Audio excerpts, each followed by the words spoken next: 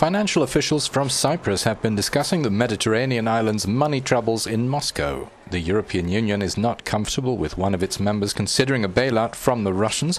The way some commentators see it, Berlin has said if Cyprus goes through with that, it can kiss its membership in the Eurogroup goodbye. This bed was made a while ago, many believe. Now Cyprus's parliament has rejected EU aid plan conditions. It is supposed to come up with an alternative. Russians who've made a home on Cyprus suggest the choice is obvious. Ready to fly there after visiting Moscow, this Russian traveller says Cyprus needs to be more careful. As far as it's concerned, the EU just isn't as financially reliable as Russia. I've lived in Cyprus for a long time. I know there are lots of Russians there.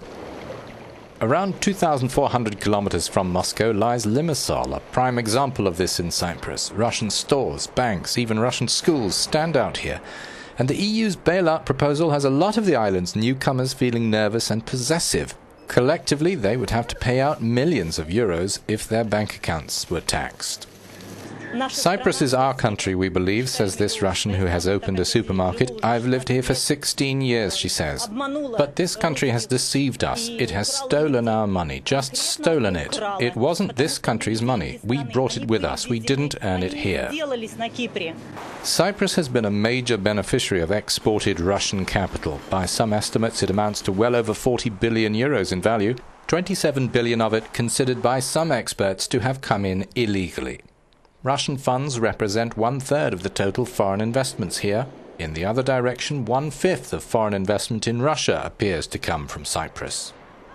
At the end of the day, an agreement has to be reached between Cyprus and European partner, unless Russia will step in and buy up the whole island. The key question, how to distribute these losses. Russia would be able to absorb it and could gain much more political and economic influence, for example, over the recently discovered gas fields in Cyprus. In exchange for rescuing the island financially, Moscow is notably interested in a stake in the offshore resources. These lie between Cyprus, Lebanon and Israel. But Turkey is adamant that it and the self-declared Turkish Republic of Northern Cyprus have legitimate claims too. All these players are crowding round as if at a blackjack table.